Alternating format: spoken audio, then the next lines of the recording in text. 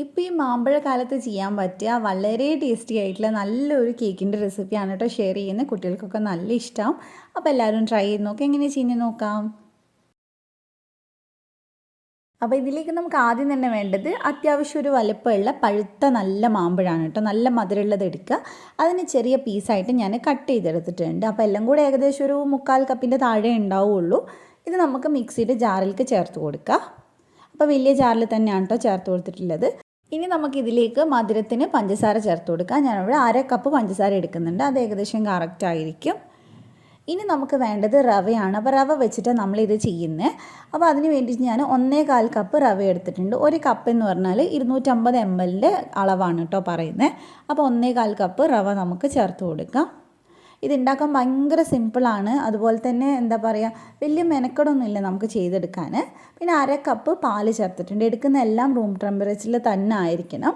1/4 cup sunflower ഓയിലും കൂടെ ഒഴിച്ചിട്ടുണ്ട്. ഇനി ഇതിന് നന്നായിട്ട് അരച്ചെടുക്കാം. ആ ഒരു റവയൊക്കെ നന്നായിട്ട് അരഞ്ഞ് കിട്ടുന്ന പോലെ ഒന്ന് ട്രൈ ചെയ്ത് അരച്ചെടുക്കുക കേട്ടോ.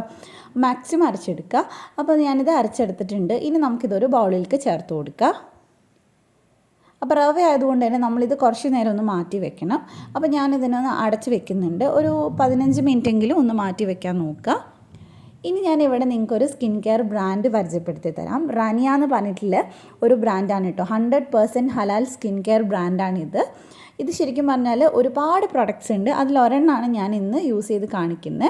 ഇതൊരു ഡേ ക്രീമാണ് കേട്ടോ. ഇത് നമുക്ക് സണ്ണിൽ നിന്ന് പ്രൊട്ടക്ഷൻ തരാനൊക്കെ പറ്റിയിട്ടുള്ള UVA UVB ഇതൊക്കെ അടങ്ങിയിട്ടുള്ളതാണ്.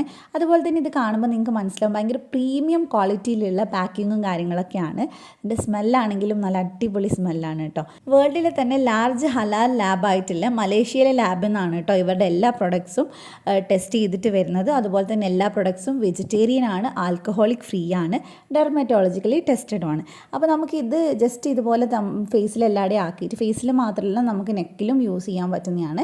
ഒന്ന് നന്നായിട്ടൊന്ന് ബ്ലെൻഡ് ചെയ്ത് കൊടുക്കുക. പെട്ടെന്ന് തന്നെ ഇത് ബ്ലെൻഡ് ആവുന്നുണ്ട് കേട്ടോ. നമ്മളിത് യൂസ് ചെയ്ത് കഴിയുമ്പോൾ തന്നെ നമുക്കൊരു ഇൻസ്റ്റൻ്റ് ആയിട്ടുള്ളൊരു ഹെൽത്തി ഗ്ലോ വന്ന പോലെ നമുക്ക് തോന്നും. നമുക്ക് പുറത്തിറങ്ങുമ്പോഴൊക്കെ യൂസ് ചെയ്യാൻ പറ്റുന്നതാണ്.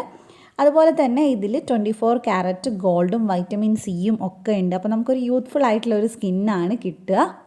ഇവരുടെ ഒരുവിധം എല്ലാ പ്രൊഡക്ട്സും ഞാൻ യൂസ് ചെയ്ത് നോക്കിയിട്ടുണ്ട് കേട്ടോ. അപ്പോൾ എല്ലാം അടിപൊളിയാണ്. അപ്പോൾ നിങ്ങൾക്ക് ആർക്കെങ്കിലും വാങ്ങാൻ താല്പര്യം ഉണ്ടെങ്കിൽ ഞാനിതിൻ്റെ കാര്യങ്ങളൊക്കെ ഡിസ്ക്രിപ്ഷനിൽ കൊടുക്കുന്നുണ്ട്, ചെക്ക് ചെയ്ത് നോക്കുക. അപ്പോൾ നമ്മൾ 15 മിനിറ്റ് ഇത് മാറ്റി വെച്ചിട്ടുണ്ടായിരുന്നു. അതിനെ നമ്മൾ ഇനി ഇതിനകത്തോട്ട് 1 ടീസ്പൂൺ ബേക്കിംഗ് പൗഡറും 1/4 ടീസ്പൂൺ ബേക്കിംഗ് സോഡയും കൂടെ ചേർത്ത് കൊടുക്കുന്നുണ്ട്. ഇനി ഇതിനകത്തോട്ട് ഒരു 1/4 കപ്പോളം പാൽ, അത് മുഴുവൻ ഒരുമിച്ച് ചേർക്കേണ്ട, കുറച്ച് കുറച്ചായിട്ട് ചേർക്കുക. ഇതിനൊന്ന് ലൂസാക്കി എടുക്കാൻ വേണ്ടിയിട്ടാണ് കേട്ടോ. അപ്പോൾ അത് നോക്കിയിട്ട് മാത്രം ചേർത്ത് കൊടുത്താൽ മതി. കേക്കിൻ്റെ ബാറ്ററിൻ്റെ ആ ഒരു പരുവത്തിലേക്ക് മാറ്റണം. അതിന് വേണ്ടിയിട്ടാണ്. നന്നായിട്ട് മിക്സ് ചെയ്യുക. ഞാൻ നേരത്തെ പറഞ്ഞ പോലെ എടുക്കുന്ന എല്ലാം റൂം ടെമ്പറേച്ചറിലായിരിക്കണം. ഇപ്പോൾ ഇത് ഈ ഒരു പരുവത്തിൽ മതി. ഇനി നമുക്ക് ഒരു കേക്ക് ടിന്ന്, ഒരു കേക്ക് ടിന്ന് എടുത്തിട്ടുണ്ട്. അത് നന്നായിട്ടൊന്ന് ഗ്രീസ് ചെയ്തെടുക്കുക ഓയിൽ വെച്ചിട്ട്. ഇനി ഇതിലേക്ക് ഞാൻ കുറച്ച് മൈദപ്പൊടി ഇട്ടൊന്ന് ഫുള്ളായിട്ടൊന്ന് ഡസ്റ്റ് ചെയ്തെടുക്കുന്നുണ്ട്. അടിയിൽ ഒട്ടി പിടിക്കാണ്ടിരിക്കാൻ വേണ്ടിയിട്ടാണ്. നന്നായിട്ട് തട്ടിക്കൊടുക്കുക. എല്ലായിടെയും ഒന്ന് ആക്കി കൊടുക്കുക കേട്ടോ. ഇനി നമുക്ക് ഇതിനകത്തോട്ട് ബാറ്റർ ഒഴിച്ചു കൊടുക്കുക. അപ്പോൾ ഈ ഒരു പരുവത്തിൽ വേണം ബാറ്റർ ഉണ്ടാവാനായിട്ട്. ഇനി നിങ്ങൾക്ക് ഇത് ഇഷ്ടമുള്ള പോലെ ഡെക്കറേറ്റ് ചെയ്തെടുക്കാം. ടൂട്ടി ഫ്രൂട്ടിയോ അങ്ങനെ എന്തെങ്കിലും ഇട്ട് കൊടുക്കാം. ഞാനിവിടെ കുറച്ച് പിസ്ത സ്ലൈസസ് ഇട്ട് കൊടുക്കുന്നുണ്ട്. അതൊക്കെ ഓരോരുത്തരുടെ ഇഷ്ടമാണ്. ഇനി അതൊന്നും ഇല്ലെങ്കിലും കുഴപ്പമൊന്നുമില്ല. നല്ലൊരു മാംഗോൻ്റെ ഒരു ഫ്ലേവർ വരും.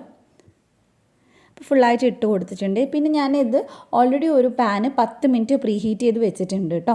അപ്പോൾ അത് നല്ല ചൂടായിട്ടിരിക്കുകയാണ്. അപ്പോൾ ഇതിനകത്തോട്ട് നമുക്കിത് ഇറക്കി വെച്ച് കൊടുക്കാം. ഓവനിൽ വേണമെങ്കിലും ചെയ്തെടുക്കാൻ പറ്റുന്നതാണ്.